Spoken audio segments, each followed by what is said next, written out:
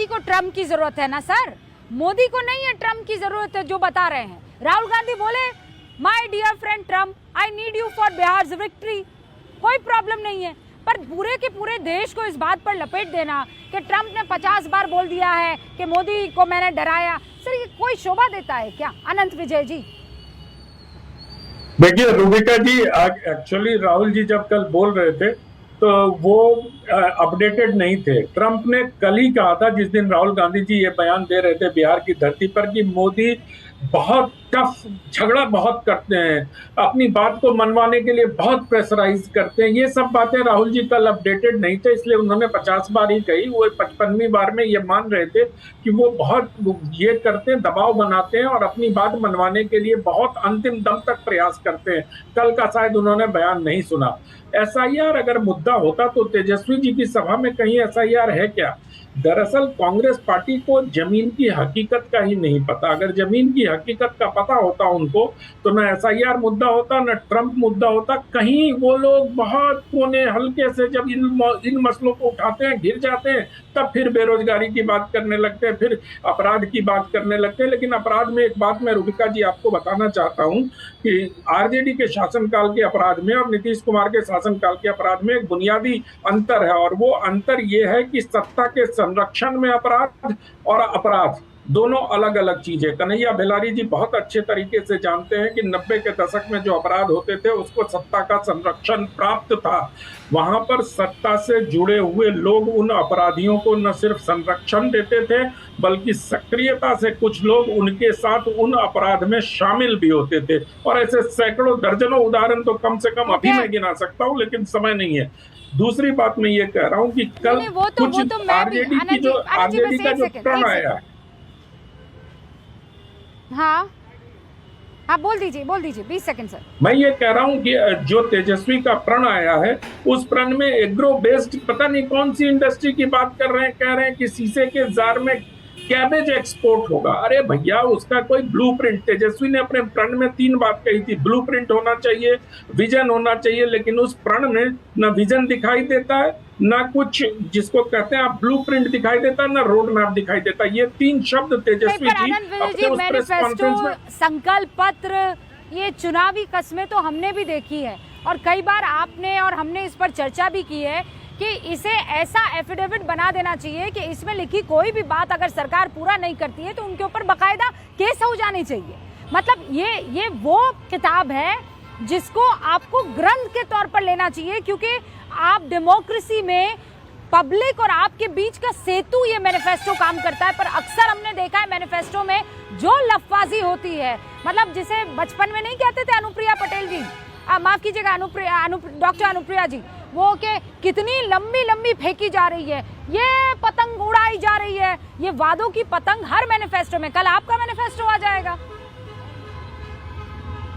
रूबिका जी, अगर आप मैनिफेस्टो की बात करेंगे और नीतीश कुमार जी के शासनकाल को देखेंगे तो उन्होंने हर चुनाव के पहले, चाहे वो 7 निश्चय पार्ट 1 हो चाहे 7 निश्चय पार्ट 2 हो, उन्होंने जिन वादों को बिहार की जनता के सामने रखा और यह भी कहा कि हम अगर इस वादों को हम पूरा नहीं करेंगे तो हम आपके बीच चुनाव में प्रचार करने नहीं आएंगे।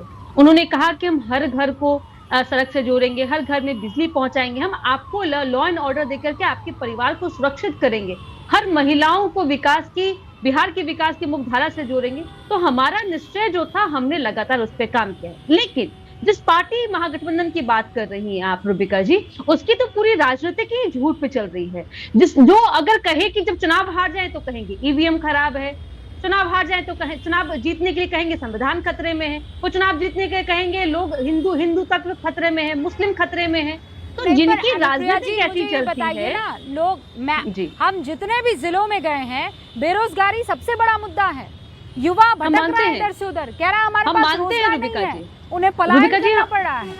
19 साल कम थोड़ी होते हैं अनुप्रिया जी। 19 साल में आपने कितने उद्योग दे दिए इनको, यहाँ की जनता को, यहाँ के युवाओं को।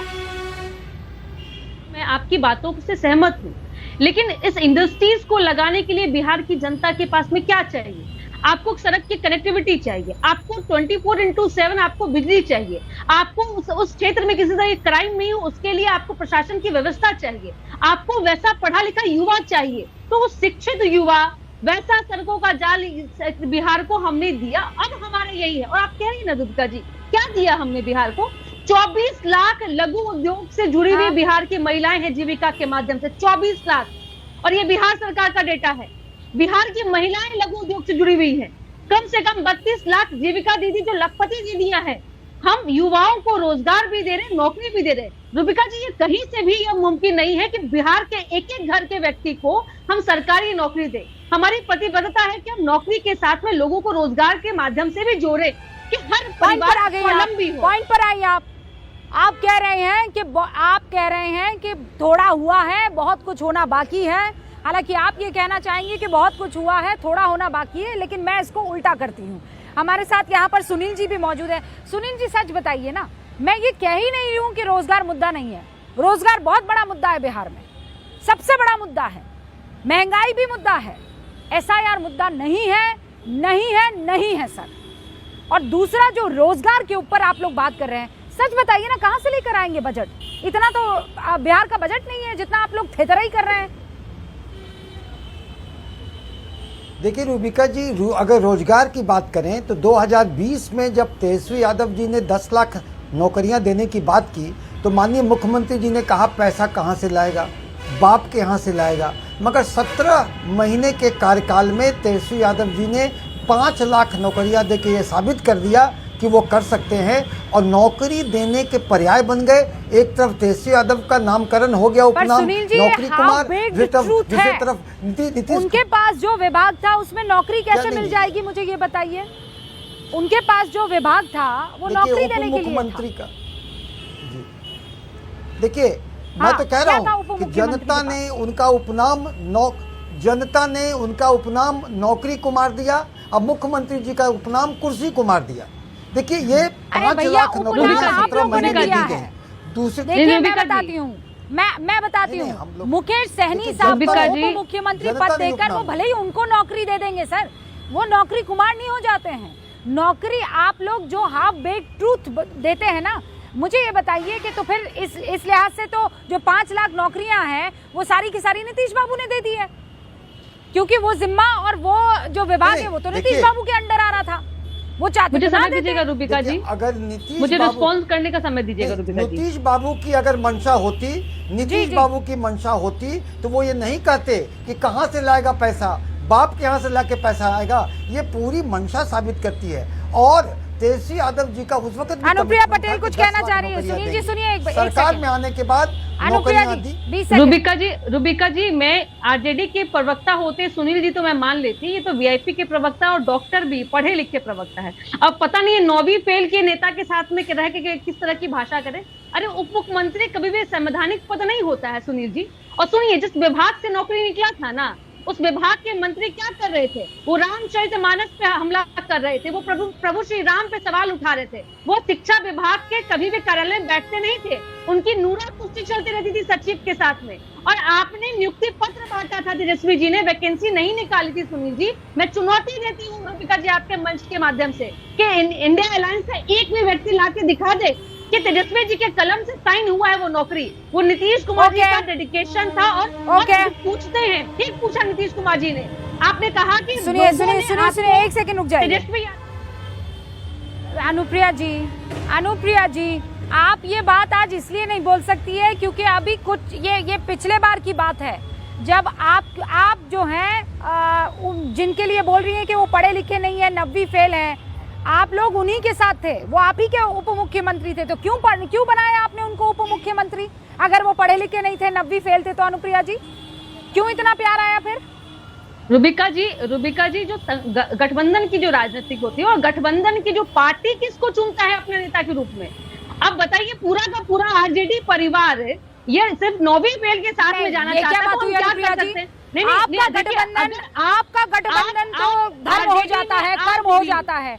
और अगर वही सुनील जी अपनी वीआईपी को गठबंधन में आरजेडी के बगल में ले जाए, तो आप कह रहे हैं क्या कर रहे हैं आप अनपढ़ लोगों के साथ? तो मैं भी पूछ सकती हूँ ना कि आप क्या कर रही थी अनपढ़ लोगों के साथ इससे पहले? नहीं, मैं कह रही हूँ कि सुनील जी पढ़े लिखे प्रवक्ता हैं, वो लालू परिवार के तरह क्यों बोल रहे हैं? इनको पता है कि कोई भी उप मुख्यमंत्री को संवैधानिक पद नहीं होता है, उसके अधिकार क्षेत्र का मामला नहीं है।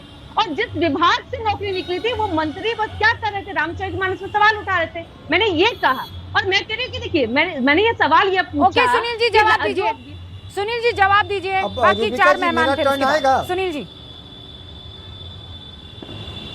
आ गया, कुछ और ही मांग लेते सर। बात समाप्त 10 सेकंड में बात समाप्त करता हूं रूबिका जी।